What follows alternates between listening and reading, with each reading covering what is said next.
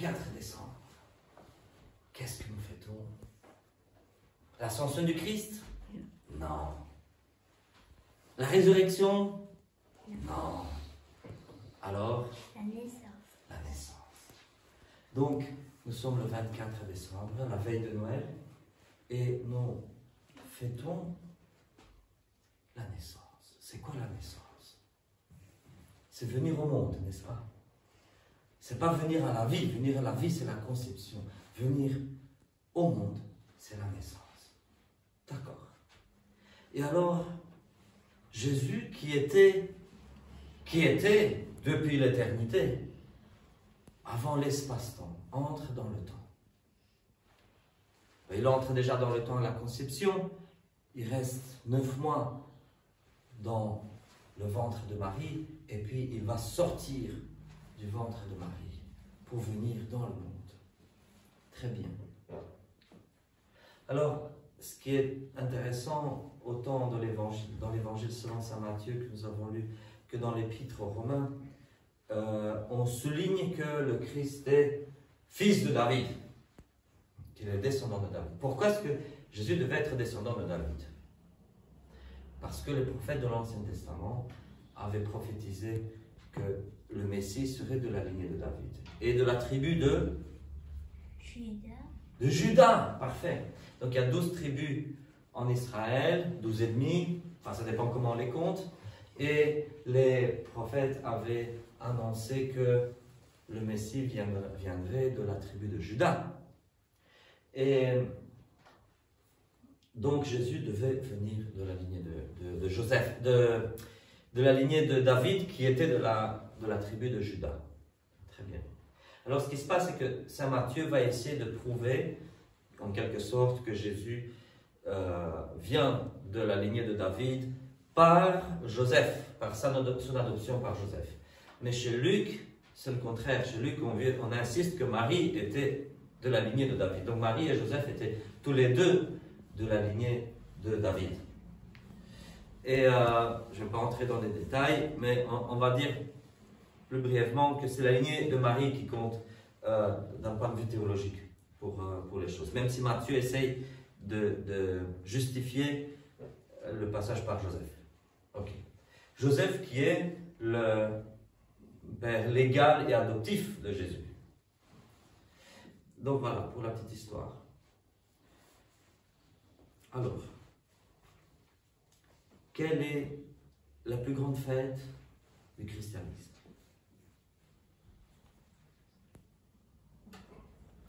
Pâques. Parfait. Quelle est la deuxième la plus grande? La Pentecôte. Pentecôte, parfait. Quelle est la troisième la plus grande? L'épiphanie. Épiphanie. Et quelle est la quatrième fête? Je sais. Oui? Noël. Noël. Voilà. Parce que c'est le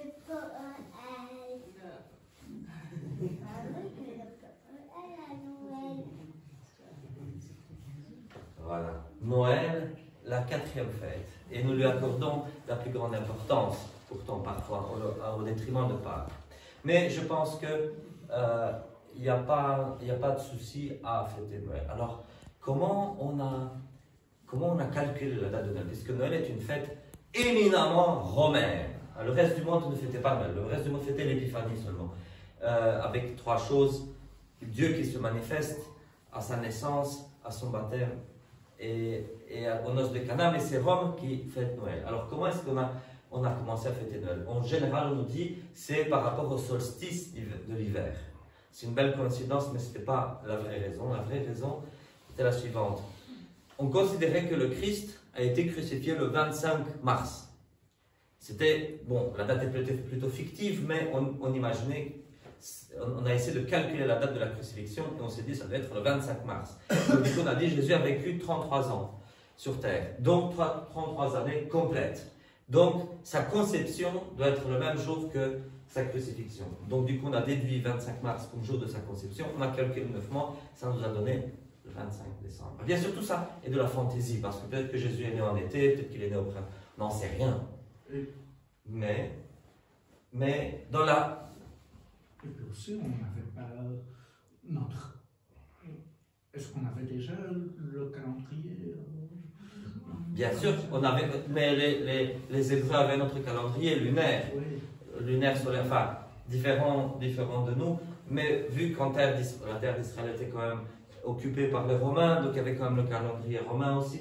Mais voilà, malgré tout, on n'a pas vraiment consigné. On peut penser que Saint Luc, qui s'est plutôt renseigné sur les détails de la vie de Jésus, Saint Luc ne s'est pas préoccupé de savoir, d'écrire la date où ça s'est passé. Hein. On a d'autres indications. À tel roi, comme Pilate était gouverneur de machin, machin qui était gouverneur de machin. Ça oui, mais pour dire quelle date, non. Le recensement, parce que comme il est né au recensement. Au recensement, maintenant quand est-ce que le recensement a eu lieu? Oui, est-ce que le recensement a dû se faire entre une date et une autre sur un laps de temps? Non. Donc, exactement la date, on la connaît pas vraiment. Probablement, maintenant je ne sais pas, on peut spéculer en disant si le recensement s'est passé sur une telle période. Joseph est parti avec Marie, est-ce que ce serait vers la fin? Parce que là, ils auraient attendu la naissance de Jésus, donc ça va être vers la fin de la période pour qu'ils se dépêchent, parce que là, ils auraient dit non, on attend jusqu'au dernier jour, on ne va pas faire les choses compliquées qu'on peut le faire simple, on attend que l'enfant soit né, et puis on part après. Donc voilà, c'est de la spéculation. Mais ce qui est intéressant, c'est de voir que nous fêtons, enfin que l'année est un cycle. Alors, je sais que pour ceux qui sont nés en Colombie, c'est pas évident. J'ai parlé avec des gens en Colombie qui disaient que bah, pourquoi est-ce qu'on a 12 mois, c'est plus simple d'en avoir que 10, comme ça on fêterait notre anniversaire plus souvent. Oui, mais c'est la rotation, il faut que j'explique le phénomène naturel, mais pour des gens à l'équateur, ils ne se rendent pas compte que c'est un phénomène naturel l'année. Pour nous ici, on voit les saisons, on voit que c'est un phénomène naturel. Donc il y a le cycle d'une année, et donc nous fêtons en une année plein de trucs. Et nous fêtons la naissance de Jésus, nous fêtons la résurrection, nous fêtons plein de choses sur une année en fait. Et puis on recommence l'année d'après. C'est ça qui est la beauté de la chose. Mais voilà. Alors la naissance de Jésus. Alors certains vont dire tout n'est que fiction, c'est roi mage, Bethléem, machin. Tout ne sont que des artifices. Bon. Moi, ce que je pense, c'est que, comment dirais-je, quelle serait la raison?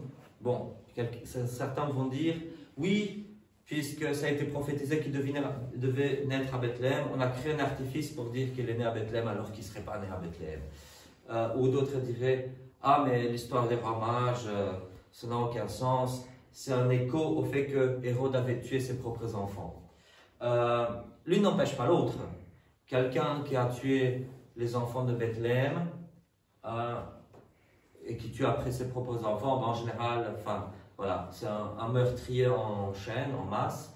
Donc, j'ai envie de dire, quelqu'un qui a tué ses enfants ne va pas hésiter à tuer les enfants d'un village quelconque, juste pour ses propres intérêts. Donc, c'est plutôt, je ne pense pas que ce soit l'histoire réelle qui a été gonflée, mais plutôt des choses qui sont logiques les unes par rapport aux autres. Et alors effectivement, le fait que Jésus naisse à Bethléem va rester comme un mystère, parce qu'il va habiter en Galilée, et les gens vont se méfier de ça. Donc le fait qu'il soit né à Bethléem n'était pas chose nécessairement connue de son entourage. Mais voilà, il naît à Bethléem, il doit naître de la lignée de David. Et ici, je vais finir avec une chose importante. J'ai lu, il y a des années, il y a plus de 30 ans, un livre de Stan Telchil, un juif, je pense qu'il est décédé maintenant, un juif des États-Unis, qui, à un moment donné, arrive à découvrir les évangiles. Et puis, il arrive à accepter que Jésus est le Messie. Mais il fait quelques réflexions très intéressantes. Il dit, voilà, on a prophétisé, le prophète de l'Ancien Testament a prophétisé que Jésus devait naître de la lignée de David, de la tribu de Juda. Et il dit, ben voilà, ce qui s'est passé, c'est que après la destruction du temple en l'an 70, les Juifs sont dispersés dans le monde. Et au jour d'aujourd'hui, il est difficile de savoir qui est de quelle lignée. Donc, il fallait nécessairement, pour que le Christ puisse prouver être de la lignée de David, il fallait nécessairement que le Messie tel qu'annoncé par les prophètes, soit arrivé avant la destruction du temple. Parce qu'autrement, il ne peut pas l'approuver. Et s'il ne peut pas l'approuver, ça compte pour des preuves. À quoi bon d'annoncer « Ah, machin est de la lignée de David » si finalement on ne sait pas l'approuver. Parce que tout ça a un sens. Donc, il fallait absolument que ce soit avant l'an 70. Et un autre détail, le prophète Daniel nous dit que le Messie viendrait 7 semaines d'années après lui. Donc, semaine d'année, une semaine, c'est combien de jours? 7. Donc, 7 semaines d'année, ça veut dire 7 fois 7 ans. 7 fois 7, donc 70 fois 7, ça nous donne 7 fois 7. 63. Ouh. 49. Ah. Donc 7 fois 70. C'est 10 fois plus. 490. 490. Donc il dit que le Messie viendrait donc 70 semaines d'année après lui, donc ça veut dire 490 ans. Et le Christ, même si on n'est pas tout à fait sûr de l'année de sa venue, c'est peut-être en l'an 4 avant Jésus-Christ ou peut-être un peu après, c'est discutable. N'empêche que après le prophète Daniel, si on compte à la grosse louche 500 ans, c'est à peu près à ce moment-là que le Christ est venu. Donc voilà que la prophétie de Daniel s'accomplit aussi avec les 500 ans plus ou moins.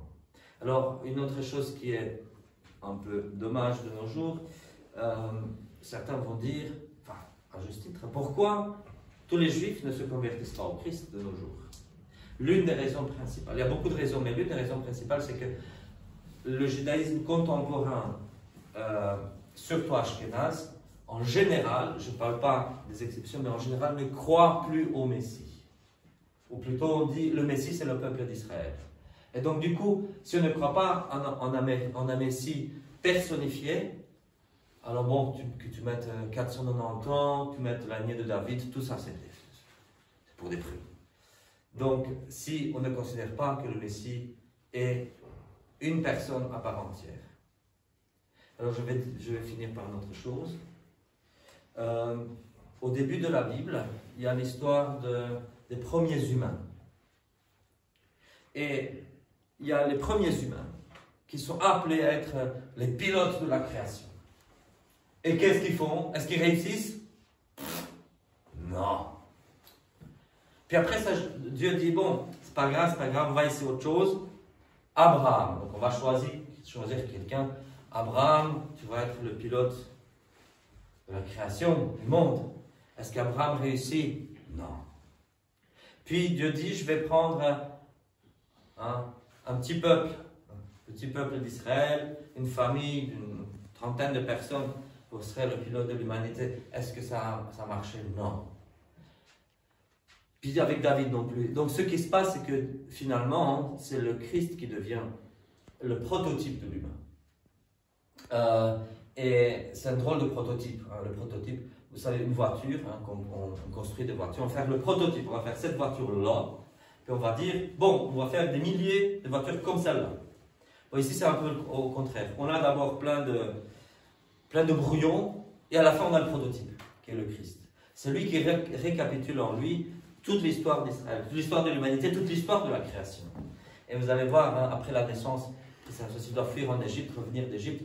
Donc, il vit en lui-même toute l'histoire d'Israël, mais en la corrigeant. Donc, il va aller en Égypte, comme le peuple d'Israël était en Égypte, il va sortir d'Égypte, revenir, mais en un temps très court, il ne va pas prendre 40 ans pour le faire, et ainsi de suite. Et voilà. Et alors, je reviens à cette histoire de 70 semaines d'année, et 70 ans de l'exil à Babylone, 70 ans d'exil, donc après 70 semaines d'année, le Christ est venu après cet exil, en quelque sorte, l'exil du Magie. Voilà. Alors, qu'est-ce que nous allons faire à Noël? Nous allons bien manger, c'est bien. Nous allons boire, c'est bien aussi. Nous allons nous réjouir, c'est bien aussi. Parce que, voilà, Dieu nous appelle aussi à la joie. Et la joie de vivre, elle va se manifester aussi dans ce que nous faisons dans nos célébrations. Voilà, donc je vous souhaite un joyeux Noël à tous et à toutes. et de joyeuses fêtes. Amen. Amen.